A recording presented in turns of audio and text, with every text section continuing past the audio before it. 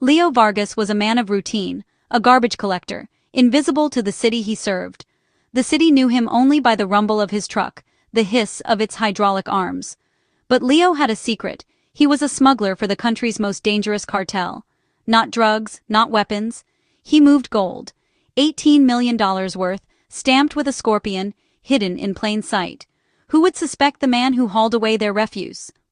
But beneath the routine, Leo felt the weight of fear and fortune in his truck. His story wasn't about greed, but desperation. The man who collected trash was collecting secrets too. In the end, it was the secrets that would decide his fate. The city was a living organism, its streets pulsing with life. Leo knew every back alley. His route mapped the city's underbelly. He watched for marked bins, chalk symbols, a secret code. The packages were always heavy, always wrapped in black plastic. The city's anonymity was his greatest asset. No one noticed the garbage truck. He was a function, not a person. Invisibility was his only way to stay alive. He navigated the city's veins, carrying secrets no one could imagine. The city's unseen veins pulsed with danger, but someone someday would notice. Leo's nightmare began with a doctor's words. His daughter Maya was sick. The treatments were impossibly expensive. Insurance refused. Savings vanished.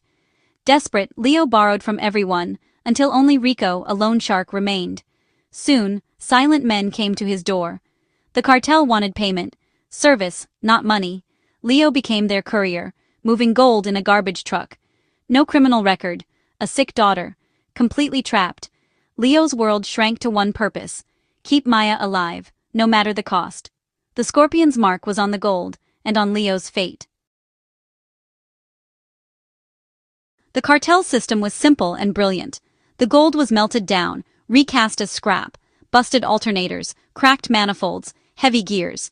Each piece was painted, weathered, and sealed to blend with real trash. Leo received a text, a coordinate, a marked dumpster. His job: collect the package, keep it safe from the compactor. He learned his truck's mechanics intimately, creating a pocket of safety for the disguised gold. Every pickup was a gamble. Rival gangs watched, police inspections loomed. One mistake, and the secret would be exposed. At the end of his route, Leo detoured to a deserted service road. A black van waited. No words were exchanged. Leo tipped the load. The men retrieved the package. The chalk mark was erased, the transaction silent and swift. Then Leo drove to the real dump, his truck lighter, his nerves frayed. The risk was constant, the fear unending. The city's trash hid a fortune, and Leo was the alchemist's apprentice. Every day he walked a tightrope over disaster. The gold was treasure and curse, hope and doom. Leo's life depended on precision and luck. The system was perfect, until the day it wasn't. And Leo knew, deep down, that day was coming. One Tuesday, the routine shattered. Leo approached a pickup, police car parked ahead, silent and waiting. Sal grumbled about a roadblock, but Leo sensed danger. Skip the pickup and anger the cartel, or proceed and pray. He chose to proceed, hands slick with sweat. As the dumpster lifted, an officer approached. Sal greeted him, trying to deflect suspicion. The disguised gold, a brake drum, thudded into the compactor. The officer tapped the window, eyes scanning the truck. Heard a loud bang. Be careful, sometimes people sleep in these. Leo forced a laugh. Just scrap from the garage. The officer stared, then shrugged. Leo drove away, trembling. Another time, danger came from rivals. After a drop-off, a sedan screeched in. Gunfire erupted. Leo floored it, escaping as bullets flew and the van crashed. He was seconds from death, a brutal reminder of the stakes. Leo wasn't just a delivery driver. He was a pawn in a hidden war. The city's forgotten corners were battlegrounds. Every day he risked his life for a chance at hope. The routine was a mask. Behind it, chaos waited. Leo's nerves frayed, his fear mounting. The line between survival and disaster grew thinner. The city's indifference was no longer enough. Leo was haunted by close calls, each one a warning. The ghost in the machine was being noticed. The war was closing in. Leo's luck couldn't last forever. The next encounter might be his last. The city's shadows were growing shorter, and Leo was running out of places to hide. The investigation began with whispers, not gold. Detective Harding, a veteran, listened to the city's hum and informants' chatter. The cartel was moving something big, but the usual smuggling routes were quiet. The breakthrough came from the treasury. High-purity gold stolen from Mexico was surfacing on the black market. Its chemical signature matched the missing batch. The gold was in the city, vanishing without a trace. Harding's team connected the dots: cartel shootouts in odd places, industrial parks, service alleys. They cross-referenced times and locations, pulled traffic footage. One vehicle kept appearing, a city garbage truck. At first it seemed absurd, but Harding persisted, overlaying sanitation routes with cartel activity. Truck 73 matched perfectly. Leo Vargas's truck. Leo had a spotless record, a sick daughter, crushing debt. Suddenly the absurdity vanished.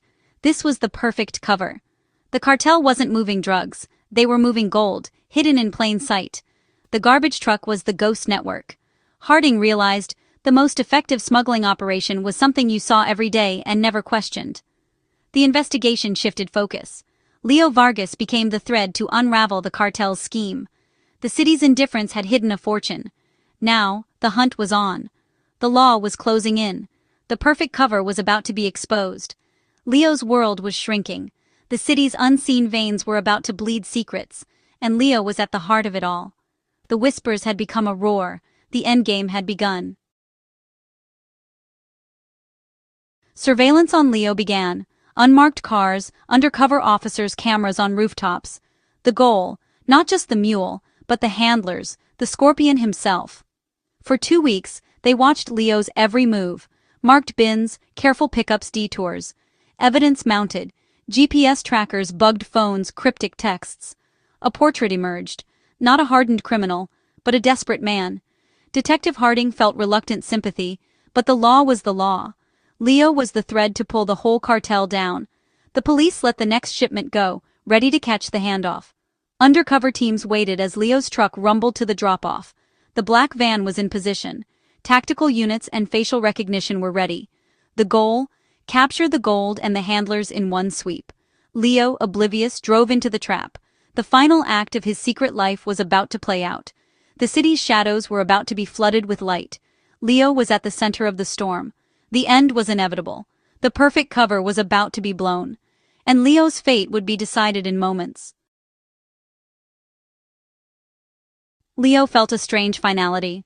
Maya was in remission, but dread filled him. His usefulness to the cartel was ending. Had he become a liability? He made the final pickup, the disguised gold heavier than ever. At the service road, the black van waited. The air was too still. As Leo tipped the load, sirens and lights erupted. Police boxed in the van and truck. Officers swarmed, shouting commands. The men in the van tried to run, but were subdued. Leo sat frozen, then raised his hands, impassive as he was arrested. He watched as officers recovered the gold, cuffed the cartel soldiers. It wasn't relief or fear, just emptiness. In custody, Leo didn't stay silent. He knew the cartel would seek revenge. He made a deal, information for protection. He gave Detective Harding everything: names, locations, the smuggling network. He traded his knowledge for safety, for himself, and for Maya and his ex-wife. Leo had been a pawn. Now he was a weapon against the cartel. The secrets he carried became the cartel's undoing. The man who moved gold in trash would help destroy the empire he once served. Leo's story was ending, but the city's reckoning had just begun. The tightrope walk was over. The price was paid. Leo's fate was sealed. And the city would never look at a garbage truck the same way again. The final collection was more than trash. It was justice.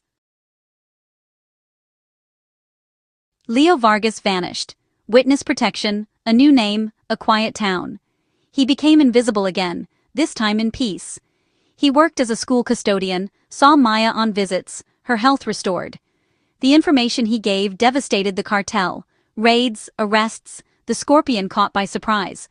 The city's vulnerabilities were exposed. The legend of the garbage collector who moved millions in gold spread through law enforcement. Years later, Leo heard the rumble of a garbage truck outside. For a moment, old fear returned. But it was just a truck, just a man doing his job. Leo breathed deep. The past was gone. He was a ghost of a different kind now. The city moved on, its alleys unchanged, its secrets buried. The gold heist became a footnote in history. But for Leo, the echoes never faded. He had traded everything for his daughter's life, and in the quiet, he always arrived at the same, silent answer.